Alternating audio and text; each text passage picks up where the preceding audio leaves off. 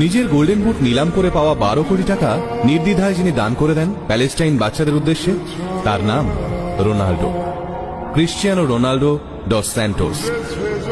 গোল করার পর মাঠের সাইডে গিয়ে তার সেই আইকনিক সিউ সেলিব্রেশন, যা দেখে ফেটে পড়ে দর্শক।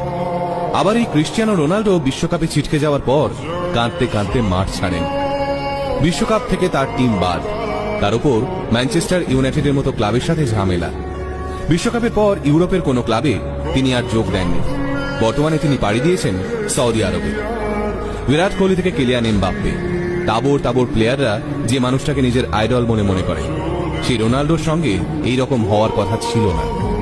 একসময় ছোট্ট ক্রিশ্চিয়ানোর ফুটবল কেনার পয়সা ছিল না। ছেঁড়া বলের ভিতর কাপড় ঢুকিয়ে প্র্যাকটিস করত ছেলেটা। খেলার সময় একটু দৌড়াদৌড়ি করলেই হার্টবিট তরতর করে বেড়ে যেত তার। ডাক্তার বলেছিল ফুটবল খেলা না ছাড়লে হার্ট অ্যাটাক হতে পারে। রাশিয়া পর্তুগালের খেলা খেলতে নামার আগে বছর 20 ছেলেটি জানতে পারে মৃত্যু হয়েছে তার বাবার। ড্রেসিং রুমে কান্নায় ভেঙে পড়েছিল ছেলেটি। পরে ওই ম্যাচে ম্যান অফ দ্য ম্যাচ হয় সে। একসময় ছেঁড়া জামা পরে স্কুলে যাওয়ার সময় যাকে ব্যঙ্গ সহ্য করতে হয়েছিল, সেই ছেলেই আজ সমগ্র পৃথিবীর প্রিয় খেলোয়াড়। আর তার সম্পত্তির পরিমাণ প্রায় 8,000 কোটি টাকা।